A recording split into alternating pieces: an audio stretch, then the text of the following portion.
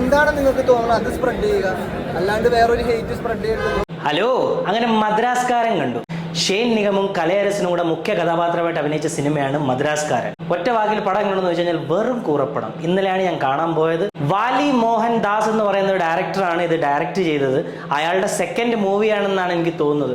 First മൂവിയും വലിയ ഗുണമൊന്നുമില്ല. Shane കുറെ കഷ്ടപ്പെട്ടെന്ന് വെച്ചാൽ ഏത് അർത്ഥത്തിലാണ് കഷ്ടപ്പെട്ടെന്ന് വെച്ച് കഴിഞ്ഞാൽ കിടന്നു ഇരുന്നും ഒക്കെ അങ്ങ് അഭിനയിക്കാൻ നോക്കിയിട്ടുണ്ട്. പക്ഷെ നമുക്കത് കണക്ട് ആവുന്നില്ല. ആ ഇമോഷൻ കണക്ട് ആവണ്ടേ, അതാണ് മെയിനായിട്ട് പടത്തിനകത്തുള്ളൊരു വീഴ്ച.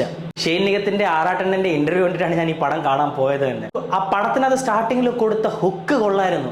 പക്ഷെ ആ ഹുക്ക് വെച്ചിട്ട് ഇത് മെയിനായിട്ട് ഈഗോയെ കുറിച്ചുള്ള സിനിമയാണ്. ആ ഈഗോ വർക്കൗട്ട് ആവുന്നതും അതിനകത്തുള്ള ട്വിസ്റ്റും കാര്യങ്ങളുമാണ് ഈ പടത്തിനകത്തെല്ലാം. പക്ഷെ എല്ലാം കൂടെ കൂട്ടി ഒരു അവിയൽ പരുവം പോലാക്കി പടം. ലാഗ് എന്ന് വെച്ച് കഴിഞ്ഞാൽ അന്യായ ലാഗ്. ഷെയ്ൻ നിഗത്തിന്റെ അവസ്ഥ ആലോചിച്ച് കഴിഞ്ഞാൽ പടത്തിനകത്ത് അവനെല്ലാം നഷ്ടപ്പെടുവാണ്. ജയിലിൽ തിരിച്ചു വരുമ്പോൾ പിന്നെ വേറൊരാളായിട്ട് മാറുവാണ്. ഒറ്റ ലോജിക് ഇല്ല സ്ക്രിപ്റ്റിനകത്ത്. ഒരു ആക്ടിങ് സെൻസ് ഇല്ലാത്ത കുറെ ആക്ട്രസിനെ എടുത്തിട്ടുണ്ട്. എസ്പെഷ്യലി ഷെയ്ൻ നിഗത്തിന്റെ ഓപ്പോസിറ്റ് ആയിട്ട് ആക്ട് ചെയ്യുന്ന നിഹാരിക എന്ന് പറഞ്ഞ ക്യാരക്ടർ. അവർക്ക് 10 പൈസയുടെ ആക്ടിങ് അറിഞ്ഞൂടാ. എന്തിനടുത്തേക്കൊന്നും ഒരു പിടിയും കിട്ടുന്നില്ല. അതേപോലെ ഈ പടത്തിനകത്തുള്ള മെയിൻ വില്ലനായിട്ട് കാണിച്ചേക്കുന്ന ഒരുത്തനുണ്ട്. എൻ്റെ പൊന്നോ, അവനും ആക്ടിങ്ങിന്റെ ABCD അറിഞ്ഞൂടാ. അയ്യപ്പനും ഘോഷിക്കാത്ത ഒരു ഈഗോയിൽ സ്റ്റാർട്ട് ചെയ്യുന്ന ഒരു ഫുള്ള് സ്റ്റോറിയാണല്ലോ. പിന്നെ അത് റിവെഞ്ച് ആവുന്നു, പിന്നെ അത് ഭയങ്കര ഹേറ്റഡ് ആവുന്നു.